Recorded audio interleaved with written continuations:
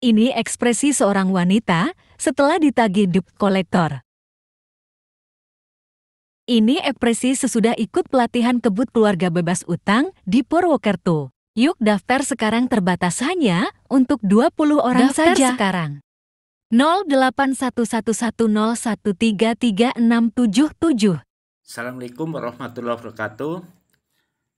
Ini alhamdulillah ada kabar baik dari alumni Camp 2 hari 1 malam Camp 2 Purwokerto yang diadakan tahun 2016.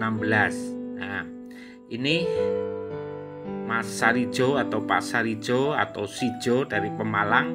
Beliau mengikuti acara ini di Purwokerto. Pada saat beliau ikut acara ini, beliau punya utang di beberapa lembaga keuangan, koperasi, dan 2 bank BUMN dan 1 leasing.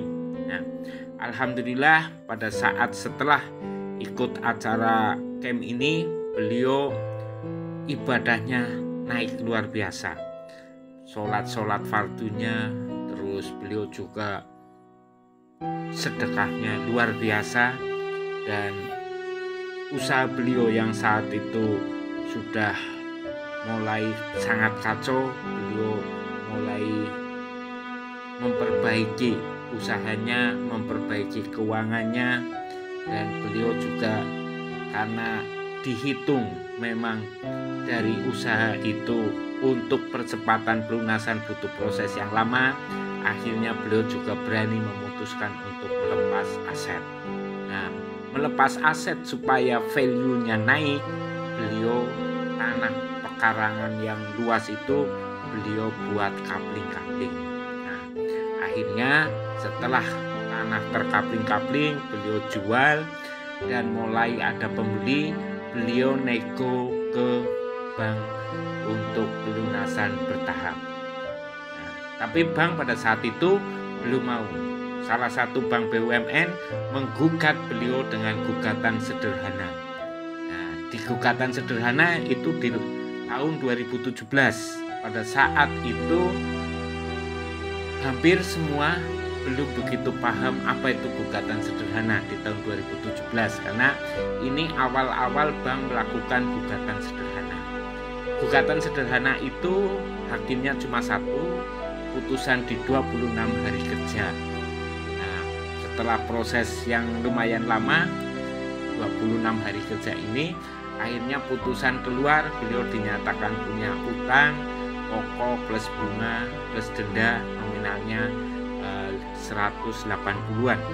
Nah, dari putusan itu sebenarnya setelah putusan itu bank itu sebenarnya bingung langkah eksekusinya, karena di putusan itu hanya dinyatakan si nasabah punya utang, tidak ada putusan kapan bayar dan cara bayarnya, sehingga bank hanya menang kertas tapi kalah eksekusi.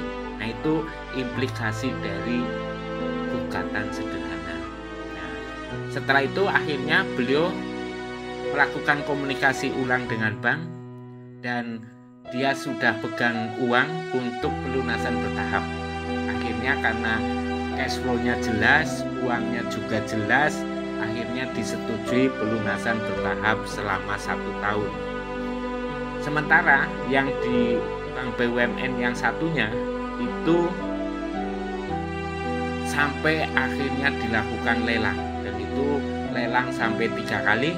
Alhamdulillah di bulan Oktober kemarin beliau bisa melunasi dari angka pokok 113 juta, di mana angka pokok, bunga, denda itu totalnya 170 juta, bisa lunas di 113 juta. Alhamdulillah, ini berkat doa-doa beliau, berkat ketulusan beliau, keikhlasan beliau menjalani ujian ini. Dan alhamdulillah saat ini beliau sudah tidak punya utang sama sekali, hidup sudah tenang, usaha juga alhamdulillah sudah lancar. Semoga beliau selalu istiqomah ibadahnya, selalu istiqomah sedekahnya untuk memupuk rasa syukur beliau kepada Allah Subhanahu wa taala. Semoga bermanfaat. Akhirul kalam, wabillahi taufiq wal hidayah. Wassalamualaikum warahmatullahi wabarakatuh.